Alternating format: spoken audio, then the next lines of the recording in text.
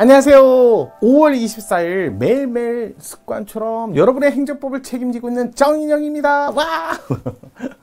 오늘도 기운 내시고요. 하루만 잘 지내면 또 주말이에요. 주말 또 자신을 또 준비하고 또 다 돌아볼 수 있는 기간이 되니까요. 오늘 조금만 힘들더라도 참고 잘 버티시길 바라겠습니다. 자, 5월 24일 금요일 매일매일 습관처럼 매일 행정법 정인영, 오늘도 바로 스타트 해볼게요. 가봅시다. 자, 행정의 공정력과 구속요건적 효력에 대한 설명, 보기에서 옳은 것과 옳지 않은 것을 올바르게 조합한 거. 자, 이건 잠깐만 정리를 좀 할게요. 일단은 공정력과 선결 문제, 이런 말을 쓰기도 하고요. 공정력과 선결 문제.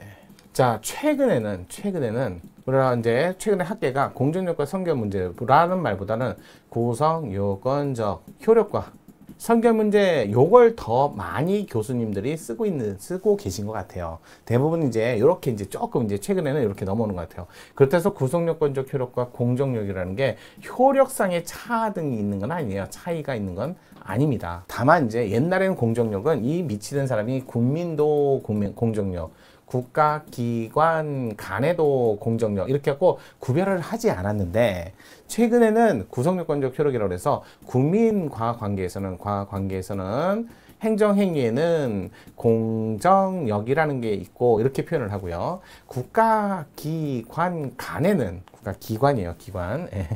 국가기관 간에는 행정행위의 공정력보다는 구성요건적 효력이라고 하는 게 낫겠다. 그런데 다만 이제 여기도 효력인데 효력의 차등은 없어요. 효력의 차이는 없어요. 효력은 둘 다 뭐라 하냐면 절차적 효력이다. 절차적 효력에 준한다. 이렇게만 얘기하지 여기는 실체적 효력까지 주는 개념의 구속요건적 효력이라고는 안 해요. 그러니까 우리는 아직까지 거기까지는 독일 이론처럼 그렇게 발전을 하진 않았어요. 그냥 둘 다 여기도 절차적 효력, 그다음에 여기도 절차적 효력, 여기도 절차적 효력. 쉽게 얘기해서 실체적 내용에 관한 효력은 없다는 거야. 그냥 유효하게 취급해라. 추정하는 거지. 이거 아니에요. 적법성을 추정하겠다는 건 아니라는 거예요. 추정하는 힘을 주겠다. 그래서 구속요건적 효력이다. 여기까지는 아니라는 거예요. 그 판례도 비슷하게 용을 자꾸 혼용하듯이 말을 그렇게 써요. 그러니까 학자들이 또 거기에 이제 힘 받아갖고 이렇게 얘기를 하는 거죠. 그래서 이제 대부분 요즘에 보면 행정법 교수님들의 교재에 보면 구속요건적 효력과 공정효과 이렇게 안 하고 구속요건적 효력과 선결 문제를 논의하기로 한다. 이렇게 많이들 교재 내용을 정리하고 계신 것 같아요. 그러니까 거기에 발맞춰서. 그래서 이제 문제도 이제 아직까지 이제 과도기니까 공정력 또는 구속요건적 효력 이렇게 한 거지. 근데 둘 다 뭐다? 절차적 효력으로서 유효성을 추정하는 거지 적법성을 추정하지는 않습니다. 그러니까 이름만 좀 다르는 거야. 딱 구속요건적 효력은 국가기관 간이구나. 누구? 딱 나오는 거야. 국가기관 간이라면 여러분의 시험 문제는 이거밖에 없어요. 행정소송과 세송법원과 민사법원. 둘 다 법원이니까 국가기관이잖아요. 또 행정소송법원과 형사법원 이렇게 정리하시면 돼요. 그런 다음에 민사법원에서는 국가배상 북배 사건하고 부당이득 사건. 형사법원에서는 명령 불복종죄, 명령 불복종 범죄하고 무면허 사건, 무면허 운전죄하고 무면허 수입죄 이렇게 두 가지. 여러분 국가배상은요, 우리나라에서 국가배상은 위법적 법 문제지 효력에 관한 문제가 아니기 때문에 굳이 행정소송 가서 취소를 받아야만 국가배상을 할 수 있는 건 아니다. 이렇게 얘기하죠.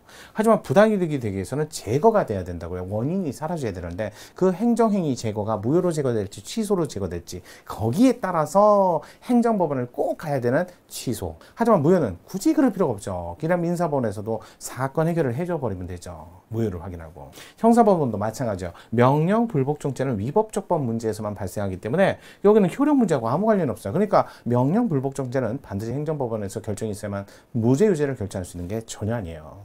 따로 무죄유죄를 결정할 수 있습니다. 위법한 명령은 따를 뭐가 없으니까 무죄. 이렇게 나오는 거야. 적법한 명령은 지켜야지. 왜 안 따랐어? 유죄. 이렇게 나오는 거예요.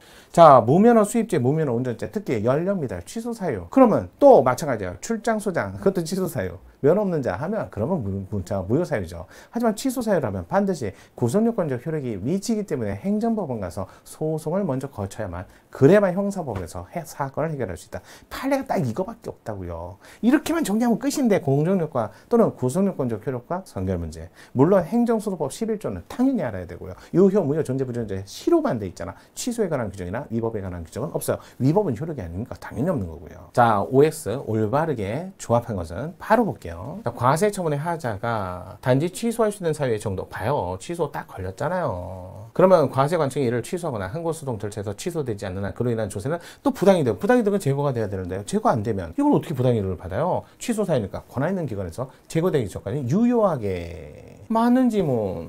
연령 미달 나왔잖아요. 취소 사유. 그러면 결격 사유 연령 미달이면 취소 사유. 그러면 무면허 운전죄로 처벌하면 면허가 제거돼야 되는데 취소 사유가 붙었으니까 취소라는 권한 있는 기관에서 취소가 돼야만 무면허가 되지. 그렇지 않으면 무면허 운전죄로 처벌 못하고 그냥 보험사고로 끝. 따라서 연령 미달 결격자인 피고인이 소해인 형의 이름으로 면허 시험에 응시 합격, 운전면허를 취득한 후 이를 가지고 차를 운전하다가 무면허 운전죄로 기소되었다라도 무면허 운전죄가 성립하지 않는다. 맞는 지문. 디귿. 미래 행정처분에 대한 취소 판결이 있어야만 그 행정처분이 위법을 이유로 한 국가배상 청구를 할 수 있는 것은 아니다. 그래요. 바로 국가배상은 위법적법 효력 문제하고 관련이 없거든요. 그럼 법원에서 꼭 취소를 받아야만 그럴 필요는 없다는 거예요. 미리 철거돼갖고 다 철거되고 없어졌는데 그럼 개고처분을 취소해야만 국가배상을 받나요? 그렇지 않다는 거예요. 따라서 디귿도 맞는 지문. 와우, 다 맞네요. 그럼 디귿까지 맞는 건 5번밖에 없네요.